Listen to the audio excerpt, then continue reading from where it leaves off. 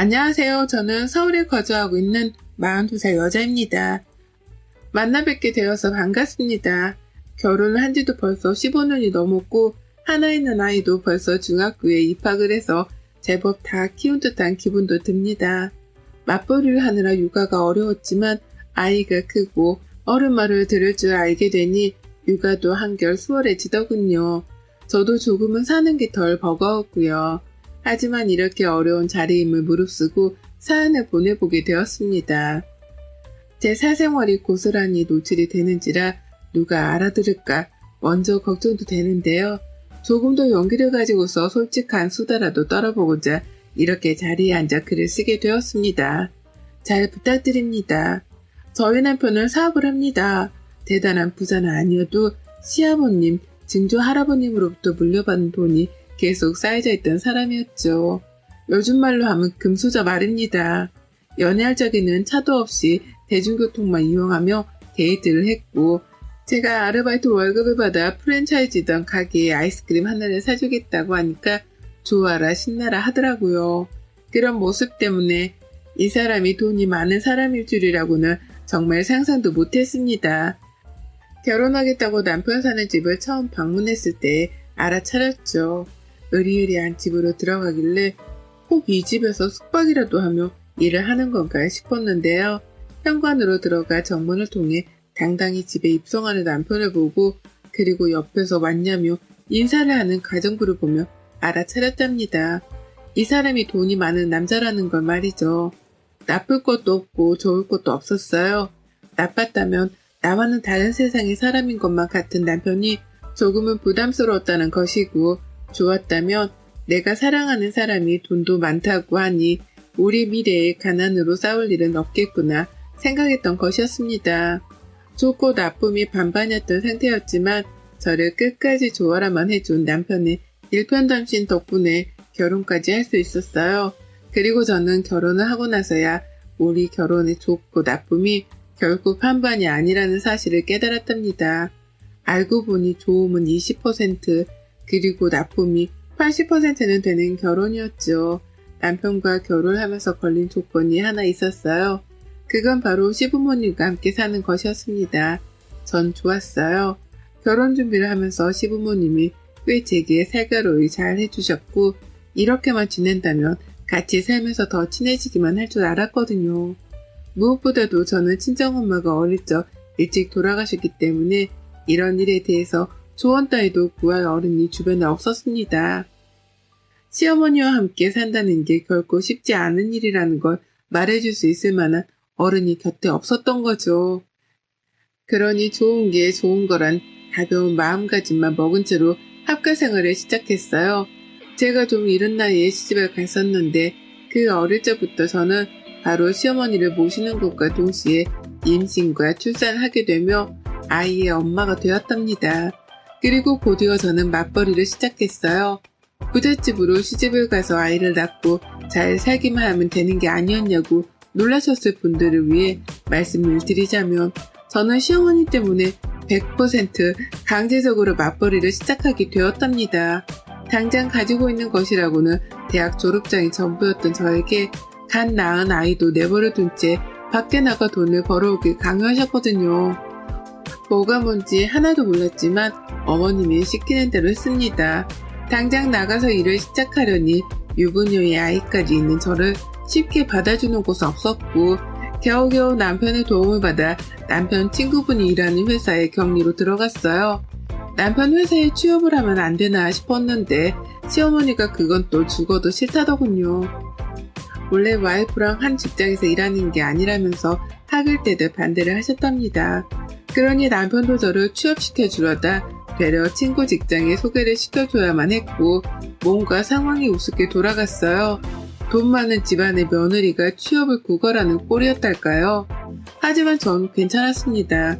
내 통장에 내가 일한 만큼의 돈이 들어올 테니 그걸로 내 간식거리, 내 옷, 하다못해 내 아이 선물도 내 스스로 살 수 있겠다 싶었거든요. 밖에서 일하는 동안에 시어머니께서 아이도 돌봐주니 제가 체력적으로 힘들 것도 없었고요.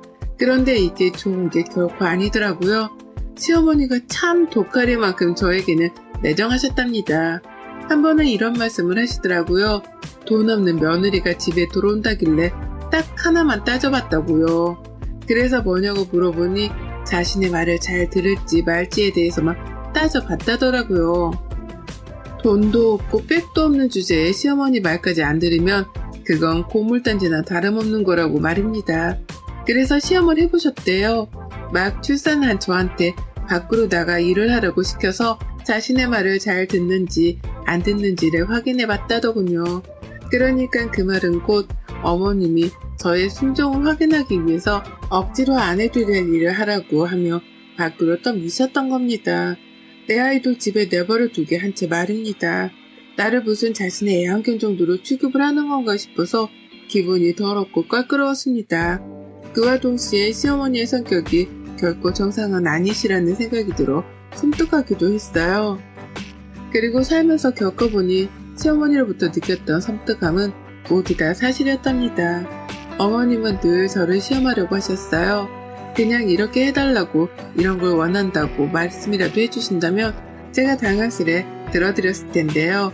절 늘 시험하려 하면서 경계하시더라고요. 마치 이 집안의 돈을 홀라당 빼먹어 가려는 돈 없는 도둑놈을 보듯이 절 경계하고 감시하고 또 확인하려 하며 지켜보셨답니다. 한밤중에 야식이 너무 고파서 라면 하나를 끓여 먹었더니만 그걸 가지고 일주일이 넘도록 왈가왈부를 하며 잔소리도 하셨죠. 라면을 멋대로 끓여 먹었다고 집안에서 일하는 가정부한테 제 흉을 보더라고요.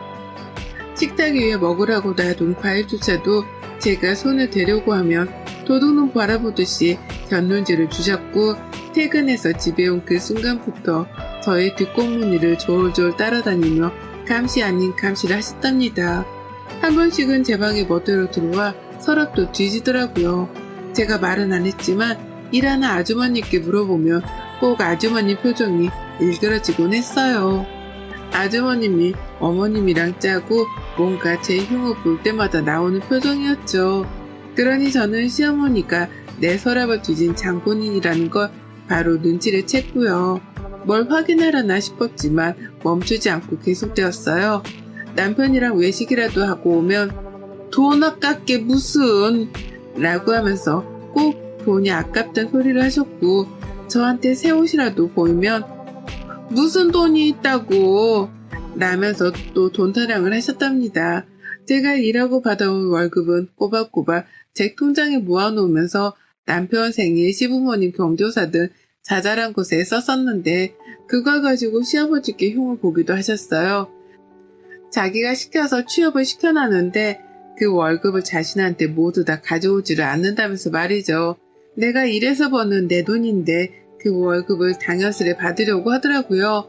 돈도 많은 집안의 큰 어머님이면서 며느리한테서 그 적은 월급까지 받아가려 하다니 겪으면 겪을수록 정말 저하고는 맞는 것이 하나도 없는 분이셨답니다. 내가 뭘 어떻게 하더라도 나하고는 잘 지내려 할 생각조차 없는 분이시라는 걸 제법 일찍 깨우치고 살았어요. 그리고 그러던 중 저는 집안에서 큰 보물을 도난당하게 되었답니다. 벌써 8년이 된 일이네요. 앞서 저희 친정엄마가 일찍 돌아가셨다고 했는데요. 엄마가 돌아가시면서 제게 남겨주신 유품이 있었어요.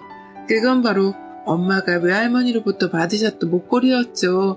순금으로 된 체인에다가 펜던트로 작은 다이아몬드가 박혀있는 목걸이였습니다.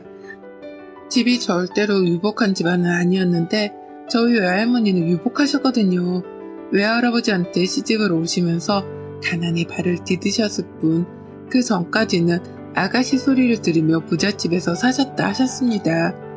그때 할머니가 시집을 가면서 증조부님께 선물로 받은 목걸이라고 엄마가 말씀을 해주셨어요. 그게 저희 할머니 그리고 엄마한테는 가장 비싸고 예쁘고 값진 귀중품이었고 엄마는 그걸 하나뿐인 딸이던 저에게 물려주신 것이었어요.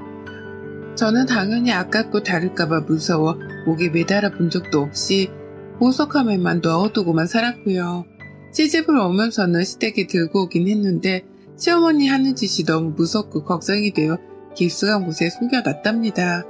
안방 안에서도 저 혼자만 알 수 있는 안방 침대 매트리스 속에 말이죠. 안방 청소 자체를 하지 말아달라고 아주머님께도 부탁을 드려놨기 때문에 저 아니고서는 남의 침대 매트리스를 들어 올리면서까지 수색을 할 사람은 집안에 아무도 없었답니다. 그런데요, 그게 사라졌어요. 8년 전 딱 이맘때에 말이죠. 야근을 하고 집에 왔는데 저를 빼놓고 시어머니가 남편이랑 아이를 데리고 외식을 하러 나가셨더라고요. 당시 시아버지는 이미 돌아가신 후였는데요. 집안에 혼자 있고 우쩍한 것이 뭔가 기분이 그리 썩 좋지 못하던 와중에 침대 매트리스를 들쳐 올렸습니다. 그냥 그러고 싶었고 오랜만에 엄마가 남긴 유품 구경하며 엄마 생각이나 하려고 목걸이를 찾는데 아무것도 없는 광경에 간이 떨어져 버렸네요. 난리도 아니었어요. 그게 값으로 따지면 8년 전 800만 원 정도가 되는 거였거든요. 비싸고 귀한 걸 아니까 저도 함부로 메고 다니지 못했던 목걸이였어요. 근데 그게 없어진 겁니다. 난리도 그런 난리가 없었습니다. 저는 집 나간 남편을 찾고 목걸이가 없어졌다고 온 집안을 헤집고 다녔어요. 그 큰 집을 남편이 올 때까지 혼자 뒤지고 삭히고 해가면서 난리도 아니었죠. 하지만 며칠에 걸쳐 찾으려 했던 엄마 목걸이는 결국 찾지를 못했고 그렇게 8년이 지났습니다. 저는 이미 경찰에 신고도 했었고 저희 아이한테도 묻고 일하는 직원한테도 조사를 하고 혹여나 도둑이 들었나 싶어 근처 집안의 CCTV도 뒤져가면서까지 찾으려 노력했어요. 하지만 결국 아무것도 건진 게 없었습니다. 정말 아무것도 찾지를 못했어요. 신고를 하고 어디서 나올까 싶어 고물상도 뒤지고 별별 짓을 다 했어도 건지지 못했어요. 당시 옆에서 저를 지켜보시던 시어머니는 그러시더라고요. 뭐 대단한 물건이라고 그렇게 신고하고 여러 사람들까지 힘들게 하면서 찾으려 하냐고 말이죠. 눈 하나 깜빡하지 않았지 냉정할 정도로 그리 말씀을 하셨답니다. 친정에서 물려줘봤자 뭐 얼마나 귀하고 비싼 보석이겠냐면서 무시를 하는 발언까지 서슴찮게 뱉어내셨죠. 제가 돌아가신 엄마께 죄송한 마음에 울기도 많이 울었었는데요. 그런 저를 보며 살다 일이 한심한 사람을 처음 본다는 말까지 하면서 한숨을 크게 쉬더라고요. 급기야 자신이 도로 사줄 테니까 집안에 경찰이든 누구든 그놈의 보석 얘기를 하는 사람이 없게 해달라고 큰소리를 내기까지 하셨네요. 그걸 사기 위해서 찾는다고 찾아지는 보석도 아니었고 제게는 무엇보다도 의미가 큰 물건이었는데 어머님은 그런 것 따위를 신경 쓰지 않으셨답니다.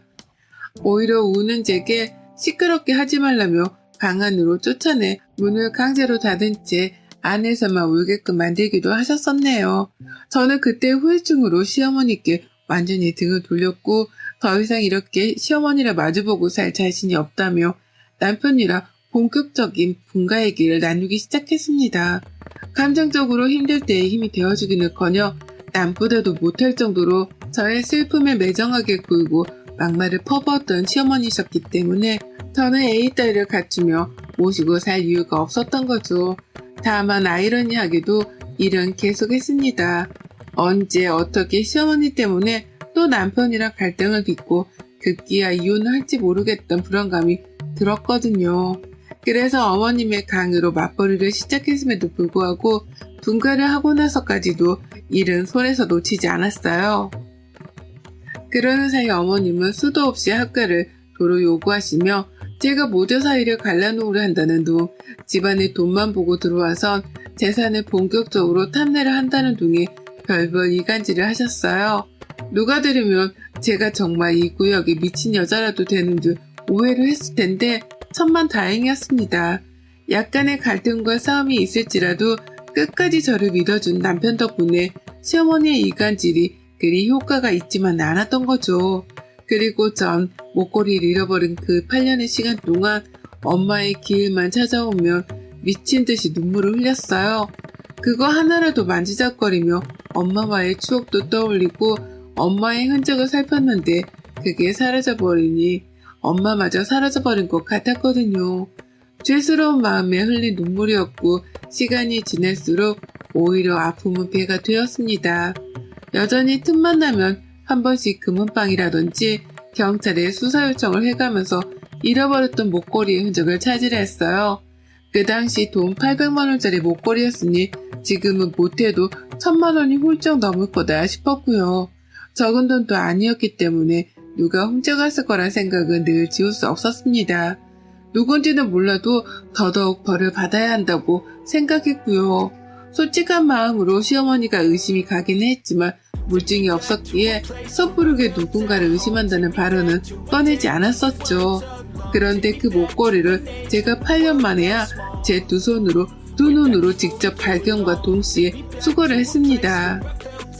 그것도 제가 목걸이를 잃어버렸었던 바로 그 장소, 시어머니가 사는 시댁에서 말입니다.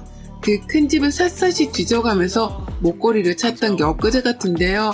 시아버지 제사를 지내야 해서 찾아갔습니다. 그 집만 가면 목걸이 생각이 나서 너무 괴로웠고 사이가 좋지 않은 시어머니를 배워야 한다는 사실만으로 숨통이 끊기는 심정이었는데요. 남편의 아버지 제사고 시아버지께 저도 소리는 해야 한다 싶은 마음에 싫은 티만 조금 낼 뿐 찾아가긴 해야 했었어요. 그런데 그날 시어머니가 하필 아프셔서는 침대에서 일어나지를 못하시더라고요. 팔팔한 모습만 뵙다가 갑자기 나이 드신 분이 아프시다고 하니까 저도 별 수 없었습니다. 가서 물 한 잔이라도 따라드리고 죽이라도 갖다 드리며 챙겨는 드려야겠다 싶었네요. 그렇게 시어머니가 주무시는 안방으로 들어가게 되었습니다. 목걸이 잃어버렸을 적에도 자기 방에 들어가서 도둑 취급을 하기만 하면 가만 안 두겠다고 소리를 지르고 별 난리를 쳐서 입구에서 화장대만 살펴본 게 전부였어요.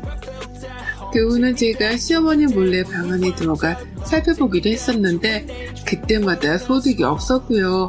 그런데 이번엔 뭔가 풍경이 달랐어요.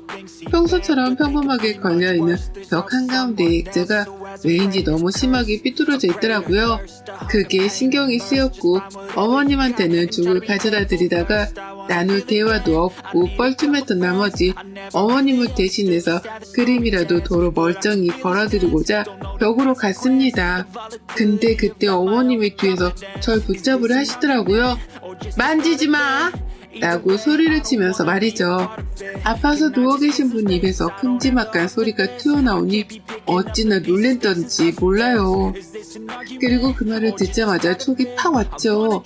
왜 이 그림을 만지지 말라고 하는지, 이 그림 속에 보물단지라도 숨겨두신 건가 싶어서 그 잠깐 동안 5만 가지의 생각이 들었습니다. 그리고 본능적으로 누워 계신 시어머니를 뒤로한 채 그림으로 냅다 뛰어가 그 그림을 손으로 들춰냈죠. 그리고 그때 저는 알아차렸어요. 보통 못에 걸려있는 그림이라면 손으로 들쳤을 때 그림 액자가 들려야 정상인데 이 그림은 들려지지 않는다는 걸 말입니다. 그리고 나서 그림을 똑바로 걸어놓고서는 살며시 왼쪽으로 오른쪽으로 들춰내 보려고 하니 그제서야 그림이 들리더라고요. 네, 그 그림은 벽에 걸려있던 그림이 아니라 마치 책장을 펼쳐내듯이 그림 오른편이 벽과 완전히 고정이 되어 있던 일종의 문이었어요. 쿵쾅거리는 가슴을 뒤로 한 채 주저앉고 문을 열었습니다. 그 안에 누가 봐도 금고로 보이는 철문이 나왔고 저는 남편의 이름을 미친 듯이 불러가면서 문을 따려고만 했어요. 뒤에서 시어머니는 아픈 몸을 이끌고 저를 말리고자 침대에서 일어나기까지 하셨으나 노인네 힘이 저보다 셀 리는 없었습니다. 저는 그림 속 금고 앞에 서서 자리를 지켰고 제 외침에 달려온 남편조차도 금고의 존재를 미처 몰랐었는지 시어머니와 금고를 번갈아 보면서 어쩔 줄 몰라 했어요. 이게 도대체 뭐냐고 어떻게 발견을 한 거냐면서 질문을 막 던져내더니만 결국 시어머니께 직접 비밀번호까지 물어봤죠. 남편도 예상을 했던 겁니다.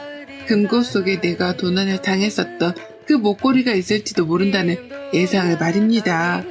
시어머니는 필사적으로 비밀번호를 알려주지 않으려고만 하셨지만 저는 필사적으로 그 문을 열겠다며 급기야 집안에서 망치까지 찾아봐서는 그 문을 두드려댔어요. 정말 공장바닥이 따로 없었습니다. 망치의 벽 망가지는 소리가 너무나 요란스러웠고 시어머니가 이제라도 겁이 나는지 그러지 말라고 벌써부터 옆에서 싹싹 빌더라고요.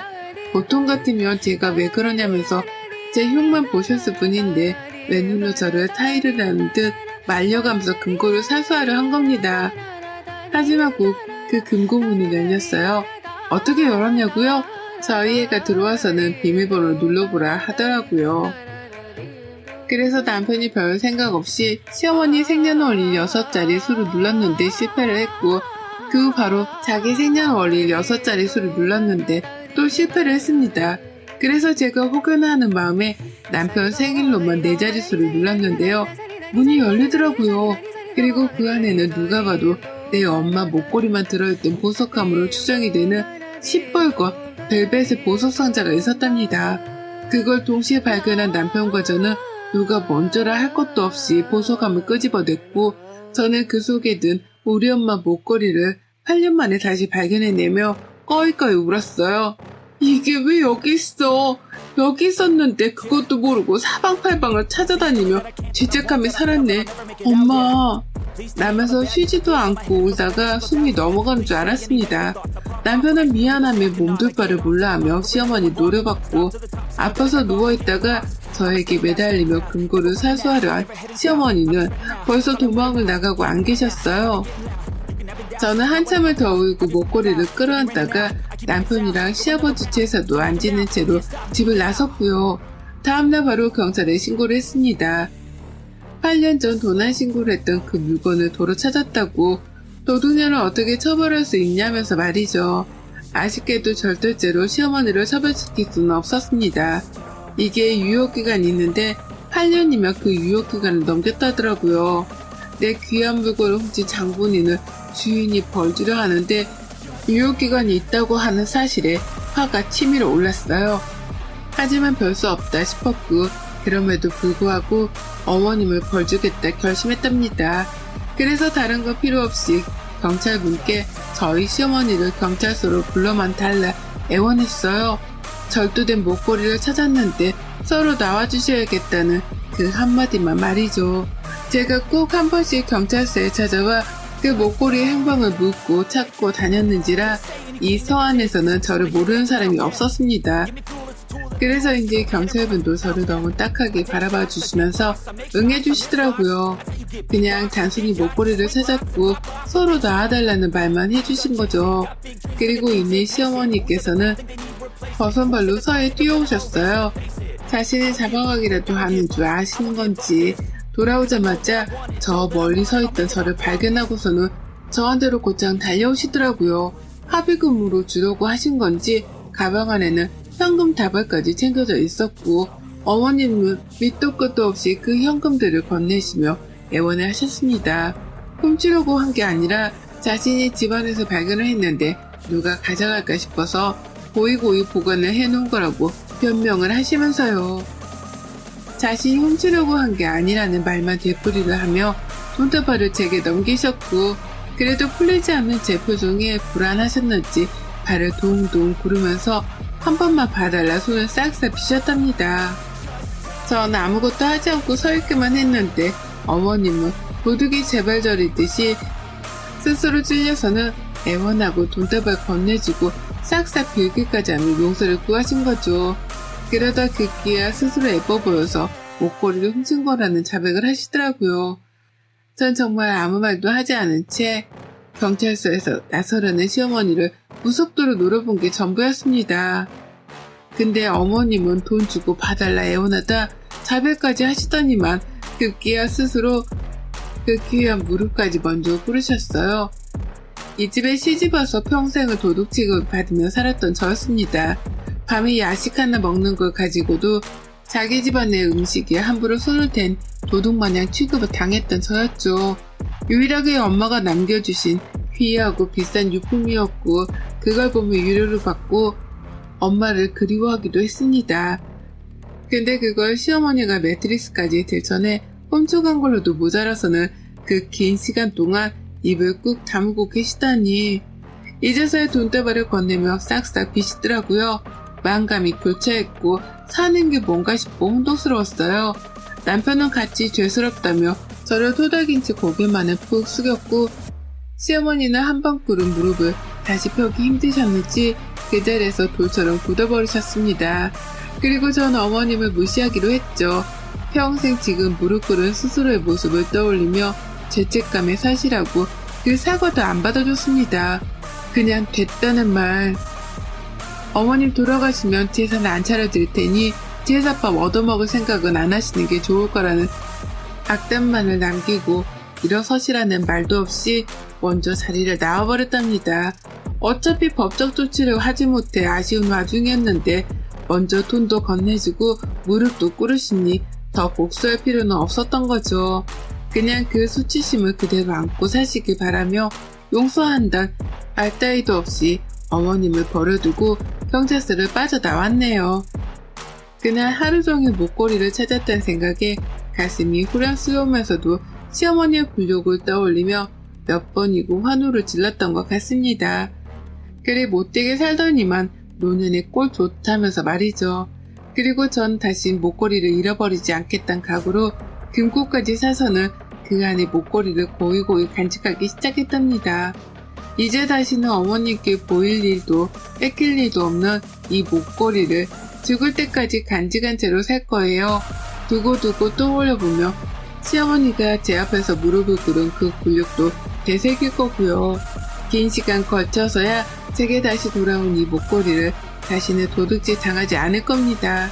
여러분의 생각은 댓글로 남겨주세요. 오늘도 시청해주셔서 정말 감사합니다.